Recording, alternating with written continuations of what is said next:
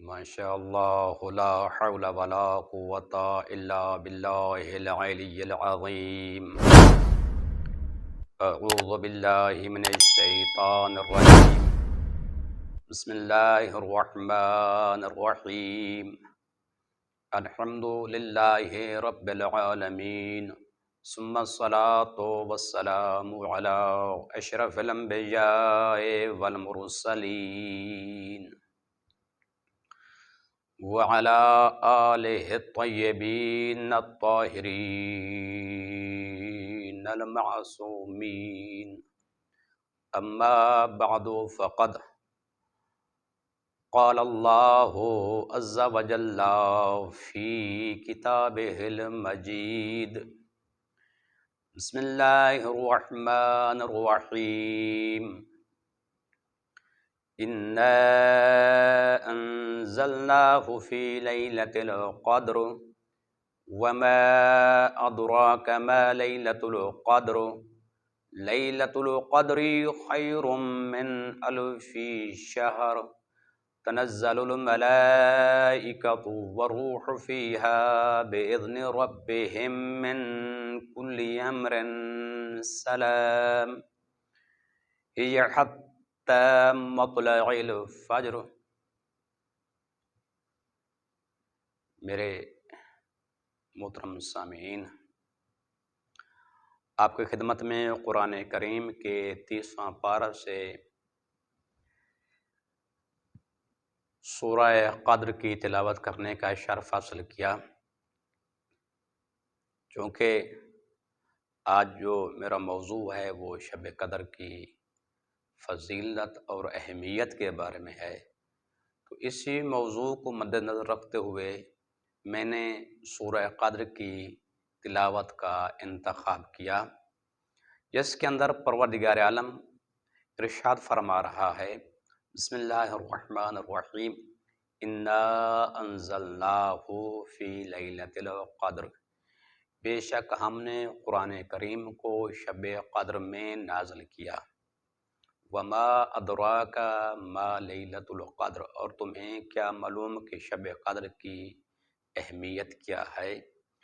لیلۃ القدر خیر من الف شہر، ارشاد فرمایا شب قدر 1000 مہینوں سے افضل اور بہتر ہے۔ اس رات میں فرشتے اور روح اپنے رب کے حکم سے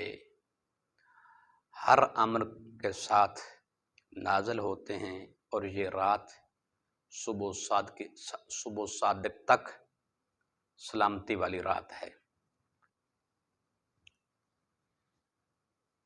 پروردگار عالم نے اس رات کے اندر دفعتاً قرآن مجید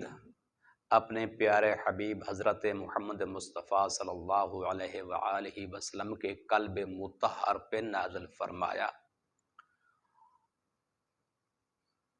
اور اس رات میں قرآن مجید کا قلب پیغمبر پہ دفعتاً نازل ہونا پروردگار عالم نے اس کو 2 مقامات پہ ارشاد فرمایا ہے کہ ہم نے قرآن مجید کو شب قدر میں نازل کیا۔ ایک مقام سورہ قدر اور دوسرا مقام سورہ دخان، ان 2 مقامات پہ پروردگار عالم نے قرآن مجید کے شب قدر میں نازل ہونے کے بارے میں بیان فرمایا۔ سورہ قدر قرآن مجید کی 97 نمبر سورہ ہے، اور یہ غالباً مکی سورہ ہے، اور اس سورہ کے اندر قرآن مجید کے نزول کی طرف اشارہ کیا گیا ہے، اور اس سورت کے اندر یہ بیان ہوا ہے کہ یہ جو شب قدر ہے یہ 1000 مہینے سے افضل ہے، اور اس رات ملائکہ اور روح جو ہیں وہ نازل ہوتے ہیں، اور یہ رات صبح تک سلامتی والی رات ہے۔ شب قدر میں سورہ انا انزلنا کو شب قدر میں سورہ انا انزلنا کو 1000 مرتبہ تلاوت کرنے کی تاکید کی گئی ہے۔ اور روایت میں ہے کہ رسول خدا صلی اللہ علیہ وآلہ وسلم نے ایک دفعہ عالم خواب میں دیکھا کہ بنی امیہ کے لوگ جو ہیں وہ پاک و پکیزہ ممبروں پہ چڑھے ہوئے ہیں۔ تو جب خواب سے بیدار ہوئے تو حضرت سخت ناراحت اور ناراض ہوئے، تو اللہ پاک نے اپنے پیارے حبیب کو تشفی اور تسلی دینے کے لیے یہ سورہ جو ہے قلب پیغمبر پہ نازل فرمائی، اور اس سورہ کے اندر پروردگار عالم نے ارشاد فرمایا کہ وہ جو 1000 مہینے بنی امیہ کی حکومت ہوگی، یہ جو شب قدر ہے اس 1000 مہینے سے بہتر ہے۔ مکی سورہ ہے جس کے اندر 5 آیات ہیں، 30 کلمات ہیں اور 114 حروف پہ مشتمل ہے یہ سورہ۔ اور اس سورہ میں شب قدر میں نزول قرآن کی عظمت رکھی گئی ہے، اور یہ شب قدر جو ہے یہ 1000 مہینے سے افضل ہے، اور اس میں شب قدر کی جو برکات ہیں اس کے بارے میں بیان ہوا ہے۔ اور اس کے شان نزول کے اندر روایت میں ہے کہ ایک روز رسول خدا صلی اللہ علیہ وآلہ وسلم اپنے اصحاب کے درمیان موجود تھے، اور اپنے اصحاب کے سامنے بنی اسرائیل میں سے ایک ایسے شخص کی داستان کو نقل فرمایا کہ جس شخص نے راہ خدا میں 1000 مہینہ پورا جہاد کیا تھا۔ تو جب یہ بنی اسرائیل کی اس مجاہد کی داستان کو اصحاب پیغمبر نے سنا تو اصحاب پیغمبر حیران ہوئے اور تعجب کیا۔ تو اس کے بعد پروردگار عالم نے اس سورہ کو نازل فرمایا، اور جب یہ سورہ رسول خدا صلی اللہ علیہ وآلہ وسلم نے اپنے اصحاب کے سامنے تلاوت فرمائی اور ارشاد فرمایا کہ شب قدر وہ رات ہے کہ جو 1000 مہینے سے افضل ہے، یعنی جو شخص اس رات کو احیا کرے گا، اس رات میں بیدار رہے گا، تو اس کا یہ احیا کرنا 1000 مہینے کے سے کیا ہے؟ افضل ہے۔ تو رسول خدا صلی اللہ علیہ وآلہ وسلم سے اور دیگر جو ائمہ معصومین علیہم الصلوۃ ہیں ان کے فرامین سے شب قدر کی بہت زیادہ اہمیت پر زور دیا گیا ہے، اور سورہ قدر کی زیادہ اہمیت پر زور دیا گیا ہے، اور مستحبی نمازوں میں حکم ہے کہ جب آپ نماز پیغمبر رسول خدا صلی اللہ علیہ وآلہ وسلم کے نام سے 2 رکعت نماز پڑھی جاتی ہے جس کو نماز پیغمبر اعظم کہا گیا ہے، جب نماز پیغمبر پڑھی جائے تو نماز پیغمبر میں یہ ہے کہ 2 رکعت نماز پڑھی جائے اور الحمد کے بعد 15 مرتبہ جو ہے سورہ انا انزلناہ کی تلاوت کی جائے۔ اور جناب سیدہ زہرا سلام اللہ علیہا کے نام سے جو نماز پڑھی جاتی ہے اس میں بھی یہی حکم ہے کہ 2 رکعت نماز پڑھی جاتی ہے، اور پہلی رکعت میں سورہ الحمد کے بعد 100 مرتبہ سورہ انا انزلناہ کو پڑھا جاتا ہے۔ اور اس طرح نماز واشت کو دیکھ لیں کہ پہلی رکعت میں سورہ الحمد کے بعد آیت الکرسی کو پڑھا جاتا ہے، اور دوسری رکعت میں سورہ الحمد کے بعد 10 مرتبہ سورہ انا انزلناہ کو پڑھا جاتا ہے۔ اور روایات میں ہے کہ سورہ الحمد کے بعد جو افضل ترین صورتیں ہیں قرآن مجید کی وہ یہ 2 صورتیں ہیں، ایک سورہ قدر ہے اور دوسری سورہ توحید ہے۔ قرآن مجید میں سورہ الحمد کے بعد افضل ترین صورتیں یہ 2 ہیں۔ اور حضرت امام جعفر صادق علیہ السلام ارشاد فرماتے ہیں کہ اگر کوئی شخص اس سورہ قدر کو نماز فریضہ کے اندر پڑھتا ہے تو ہاتف غیبی سے صدا آتی ہے کہ اے بندہ خدا، جو کچھ تو نے پہلے گناہ کیے تھے پروردگار عالم نے تیرے وہ گناہ معاف کر دیے ہیں، اور آج سے آئندہ سے اپنی عملی زندگی کا دوبارہ سے آغاز کر دے۔ یہ تو تھی سورہ قدر کی فضیلت۔ اب آتے ہیں شب قدر کی طرف کہ قرآن و حدیث کی روشنی میں شب قدر جو ہے یہ 1000 مہینوں سے افضل اور بہتر ہے، اور یہ وہ رات ہے کہ جس رات کے اندر قلب پیغمبر پہ قرآن دفعتاً نازل ہوا، رحمتوں کے نزول، گناہوں کی بخشش و مغفرت، اور زمین پر ملائکہ کے نازل ہونے کی رات ہے۔ اور بعض روایات کے مطابق اس رات بندوں کے 1 سال کے مقدرات کو لکھا جاتا ہے کہ جو مقدرات امام زمانہ علیہ السلام کے حضور پیش ہوتے ہیں، اور اللہ پاک نے قرآن مجید کی سورہ قدر اور سورہ دخان کے اندر اس شب کی قدر و منزلت کا تذکرہ فرمایا ہے، اور اس کو لیلۃ القدر قرار دیا ہے اور لیلہ مبارکہ قرار دیا ہے۔ اب سوال یہ پیدا ہوتا ہے کہ ماہ رمضان المبارک میں ایک رات ایسی ہے کہ جو شب قدر ہے، لیلہ مبارکہ ہے، لیلۃ القدر ہے۔ سوال یہ پیدا ہوتا ہے کہ کون سی رات ہے ماہ رمضان کی کہ جو شب قدر شمار ہوتی ہے؟ تو یہاں پر تھوڑا اختلاف ہے۔ سنی حضرات کے نزدیک 27 کی رات جو ہے وہ شب قدر شمار ہوتی ہے، اور ہمارے ہاں 19، 21 اور 23 کی رات جو ہے وہ شب قدر شمار ہوتی ہے۔ اور ائمہ معصومین علیہ السلام کی سیرت اور ان کی روایات سے جو اشارتاً مستفاد ہوتا ہے وہ 23 کی رات ہے، اور بعض روایات میں ہے کہ 19 اور 21 کی جو رات شب قدر ہم اعمال کرتے ہیں اور شب قدر کے طور پر ان کا احیاء کیا جاتا ہے۔ یہ 2 راتیں 19 اور 21 کی جو راتیں ہیں، در حقیقت یہ 2 راتیں شب قدر جو 23 کی رات ہے اس کے لیے مقدمہ کے طور پر ہیں۔ یہ تو مسئلہ حل ہوا کہ ہمارے ہاں 21، 23 اور 19 کی راتیں جو ہیں وہ شب قدر میں شمار ہوتی ہیں، اور زیادہ احتمال جو ہے کہ کون سی شب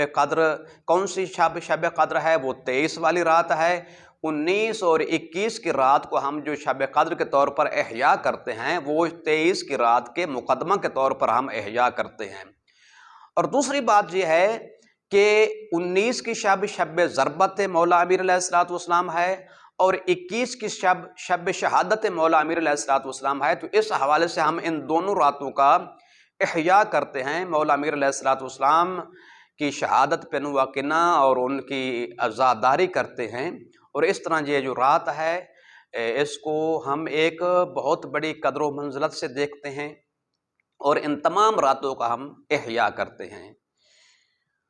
قدر کے کیا معنی ہیں؟ قدر کے معنی ہیں اندازہ، تقدیر اور سرشت، اور اس رات انسانوں کے 1 سال کے مقدرات کو لکھا جاتا ہے، اس لیے اس رات کو شب قدر کہا جاتا ہے کہ یہاں پر انسانوں کی تقدیر کو لکھا جاتا ہے۔ اور دوسری اس کی وجہ یہ ہے کہ اس کو شب قدر اس لیے کہا جاتا ہے کہ یہ جو رات ہے یہ قدر و منزلت والی رات ہے، اس لیے اس رات کو شب قدر کہا جاتا ہے۔ اور اس رات کو عظمت و شرف والی رات بھی کہا جاتا ہے کہ لیلۃ العظمت و لیلۃ الشرف، اور اس رات کو لیلہ مبارکہ کہا گیا ہے۔ قرآن مجید کے اندر صراحتاً یہ لفظ موجود ہے، بسم اللہ الرحمن الرحیم، انا انزلناہ فی لیلۃ مبارکہ، ہم نے قرآن مجید کو لیلہ مبارکہ یعنی شب قدر جو ہے اسی کو لیلہ مبارکہ قرآن نے کہا ہے، ہم نے قرآن مجید کو لیلہ مبارکہ میں نازل کیا ہے۔ اور شب قدر جو ہے وہ پورے سال کی سب سے افضل ترین اور برتر ترین رات ہے۔ تمام راتوں کی سردار یہ رات ہے، بلکہ تمام لحظات کی سردار جو ہے یہ شب قدر ہے۔ اور رسول خدا صلی اللہ علیہ وآلہ وسلم نے ارشاد فرمایا کہ شب قدر جو پروردگار عالم نے اس امت کے اندر شب قدر کو رکھا ہے، یہ پروردگار عالم کی طرف سے مسلمانوں پر خصوصی لطف اور احسان ہے۔ اس امت سے جو پہلے والی امتیں تھیں وہ اس شب سے محروم تھی، یہ خصوصی لطف و کرم ہے پروردگار عالم کی طرف سے، یہ خصوصی احسان ہے پروردگار عالم کا امت پیغمبر کے اوپر کہ اللہ نے اس امت کے اندر شب قدر کو رکھا ہے۔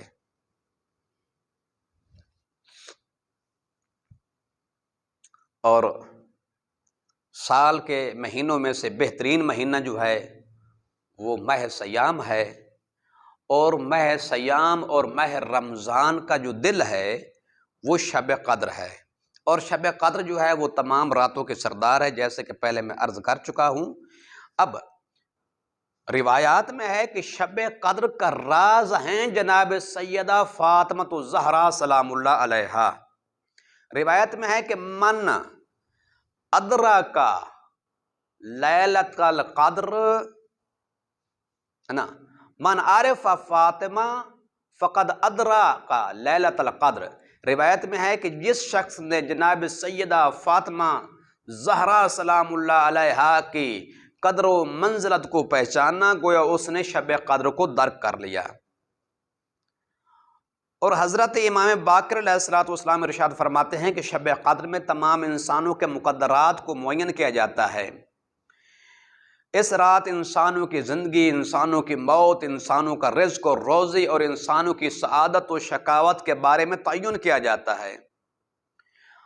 اور روایت میں ہے کہ اسی رات ہی مولا علی علیہ الصلوۃ والسلام اور مولا امیر علیہ الصلوۃ والسلام کے اہل بیت کی ولایت کو مقدر کیا گیا ہے۔ اور یہ رات جیسے کہ رسول خدا صلی اللہ علیہ وآلہ وسلم نے ارشاد فرمایا کہ شب قدر خدا کی طرف سے خاص رحمت کے نازل ہونے کی رات ہے، گناہوں کی بخشش اور مغفرت کی رات ہے، شیطانوں کے زنجیروں میں جکڑے جانے کی رات ہے، اور مومنین کے لیے بہشت کے دروازوں کے کھلنے کی رات ہے۔ اور پھر ارشاد فرمایا کہ جو شخص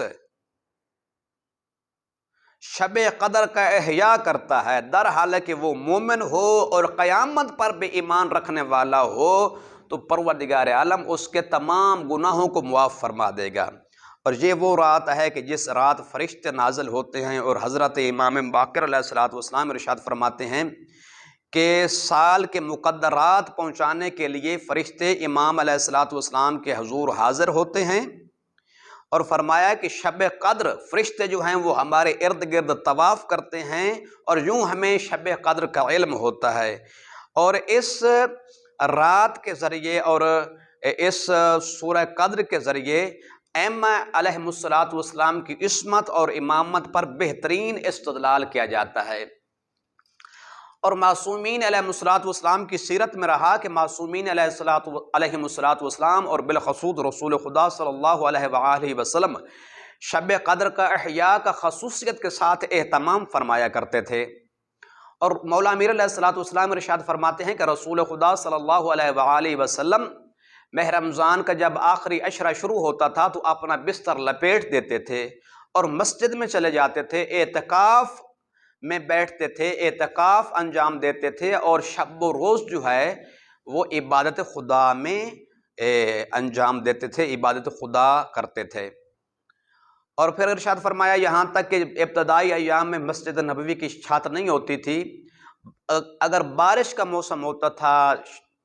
گرمی کی شدت یا سردی کی شدت، تو اس کی پرواہ نہیں کرتے تھے، بلکہ کوشش کرتے تھے کہ ماہ سیام کی آخری راتوں کو مسجد نبوی میں گزارے اور جی بھر کے اللہ کے حضور اللہ کی عبادت کو انجام دے سکیں۔ اور اس طرح جناب سیدہ سلام اللہ علیہا شب قدر جو ہے وہ بیداری کا اہتمام فرماتی تھی، اپنے بچوں کو اور اپنے اہل خانہ کو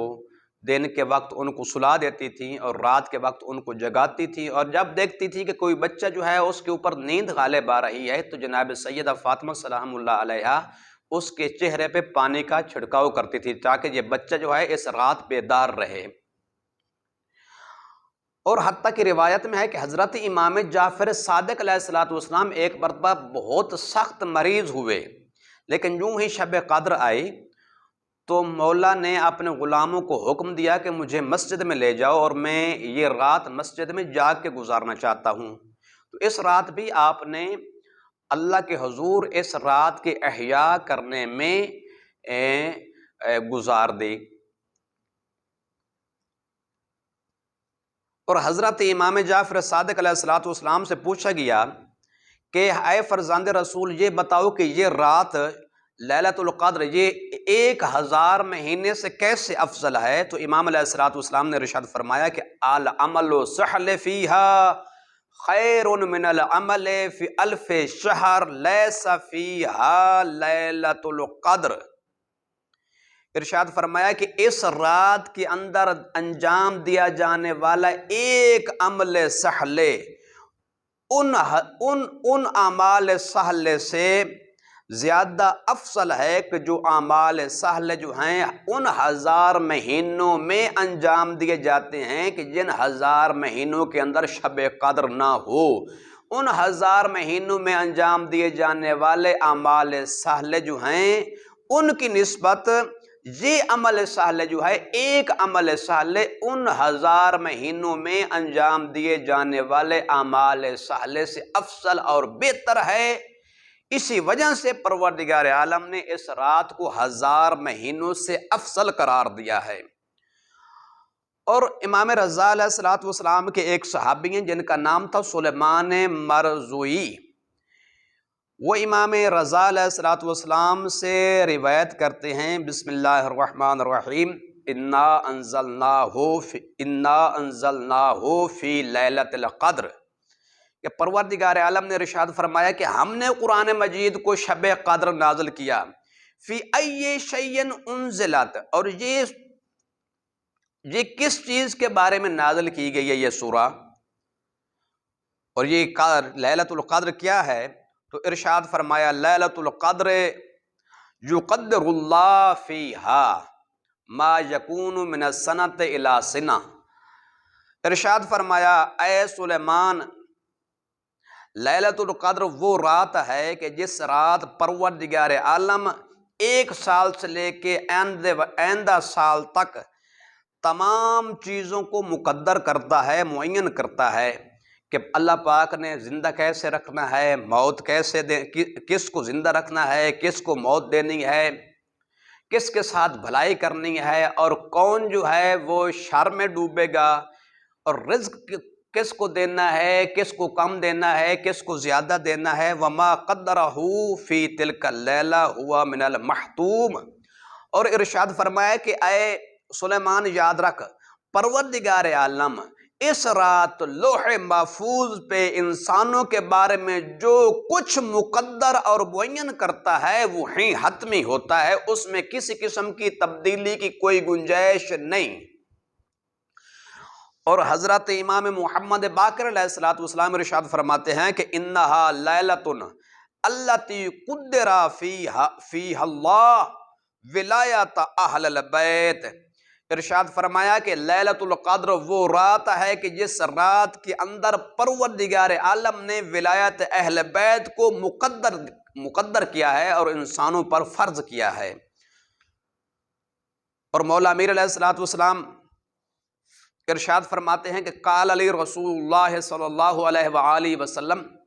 کہ ایک بار رسول خدا صلی اللہ علیہ وآلہ وسلم نے مجھ سے کہا، یا علی اتدری ما معنی لیلۃ القدر، علی تم جانتی ہو کہ لیلۃ القدر کا مطلب کیا ہے؟ فقلت لا یا رسول اللہ، میں نے عرض کی اے اللہ کے رسول نہیں، آپ ہی بہتر بیان فرمائیں۔ تو اس وقت رسول خدا صلی اللہ علیہ وآلہ وسلم نے ارشاد فرمایا، ان اللہ تبارک و تعالی قدر فیہا ما ہوا کائن الی یوم القیامہ۔ اے علی، پروردگار عالم نے اس رات کے اندر ہر اس حادثہ کو اور ہر اس چیز کو مقدر کر دیا ہے، لکھ دیا ہے کہ جو قیامت تک پیش آئے گی، جو حادثات، جو حوادث قیامت تک پیش آئیں گے، جو معاملات اور امور قیامت تک پیش آئیں گے، پروردگار عالم نے اس رات میں ان امور کو مقدر کیا ہے۔ فَكَانَ فِيهَا قَدَّرَ عَزَّ وَجَلَّ، تو پروردگار عالم نے اس رات کے اندر آپ کی ولایت کو کان فیما قدر اللہ عز وجل ولایتک و ولایت ائمہ من ولدک الی یوم القیامہ، پروردگار عالم نے ان امور کے اندر آپ کی ولایت کو اور آپ کے اولاد میں سے جو ائمہ طاہرین ہیں ان کی ولایت کو قیامت تک کے لیے مقدر کر دیا ہے۔ اور حضرت امام جعفر صادق علیہ الصلوۃ والسلام ارشاد فرماتے ہیں کہ لیلۃ القدر وہ رات ہے کہ نزلت ولایت امیر المومنین فیہا، جس رات کے اندر ولایت امیر المومنین کو نازل کیا گیا ہے۔ تو پھر ایک اور مقام پر ارشاد فرمایا ہی لیلۃ قدرت فیہا السماوات والارض وقدرت ولایت امیر المومنین، یہ وہ رات ہے کہ جس رات میں زمینوں اور آسمانوں کو مقدر کیا گیا، اور یہ وہ رات ہے کہ جس رات کے اندر ولایت علی ابن ابی طالب کو مقدر کیا گیا ہے۔ وآخر دعوانا ان الحمد للہ رب العالمین، والسلام علیکم ورحمۃ اللہ وبرکاتہ۔